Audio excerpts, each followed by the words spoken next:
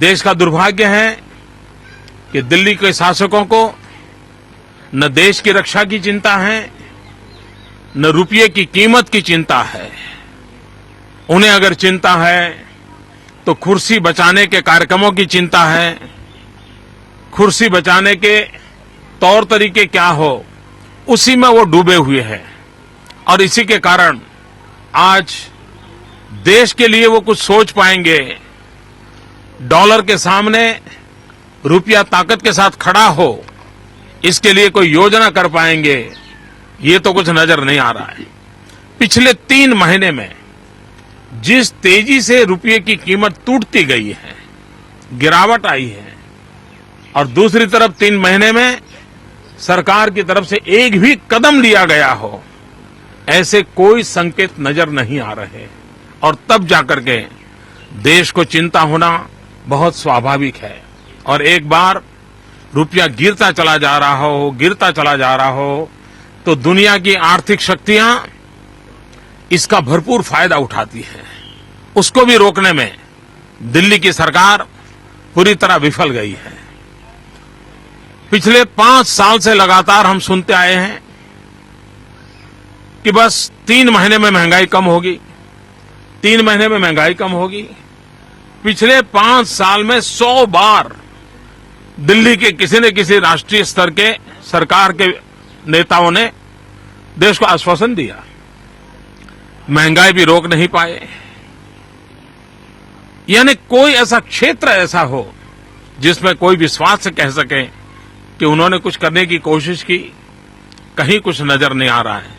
और तब जाकर के कल्पना के बाहर का बहुत बड़ा संकट आज देश के सामने खड़ा हुआ है। सर, जिस तरह से आपने बताया,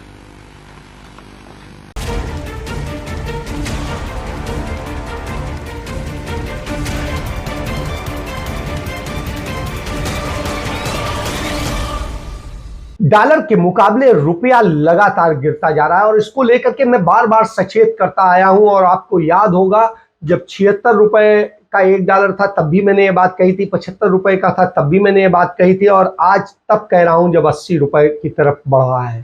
आज 79 रुपए का $1 हो गया, मतलब 79 रुपए का $1 हो गया है।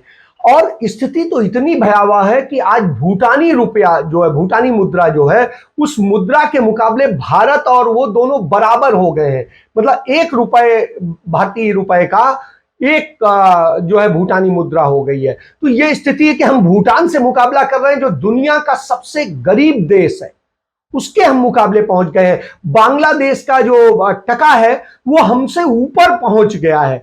तो इन सब स्थितियों, बाकी चीन या रसिया या यूक्रेन या हम अमेरिका या यूरोप के किसी भी देश की मुद्रा से हम अपनी तुलना कर ही नहीं सकते हैं, ऑस्ट्रेलिया के उससे कर ही नहीं सकते हैं। तो हमारी ये स्थिति है कि हम कहीं से तुलना करने की हालत में नहीं है, हम सब जगह की अपेक्षा में नीचे जा रहे हैं। और अब हम मुकाबला कर रहे हैं दुनिया के सबसे गरीब देश से, भूटान से। भूटान के बराबर खड़े हैं। और भूटान की जो मुद्रा के मुताबिक जो डॉलर है वो कम पैसे का है, और भारत के रुपए के मुकाबले डॉलर जो है वो महंगा है।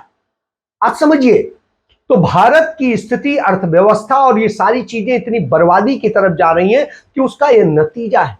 देश में बेरोजगारी चरम पर है, 90 करोड़ बेरोजगारों का देश बन गया है। और जो अभी नीति आयोग की रिपोर्ट आई उसके मुताबिक देश में अस्थायी वर्कर या कॉन्ट्रैक्ट वर्कर्स की संख्या बेतहाशा बढ़ गई है और स्थायी कर्मचारियों की संख्या लगातार घटी है। तो ये स्थितियां हैं पिछले 8 साल के अंदर जिस तरह से बर्बादी की दिशा में जा रहा है देश, वो चिंता का विषय है। और किस तरीके से देश की बर्बादी हो रही है इसको समझना पड़ेगा, सबको चिंता करनी पड़ेगी।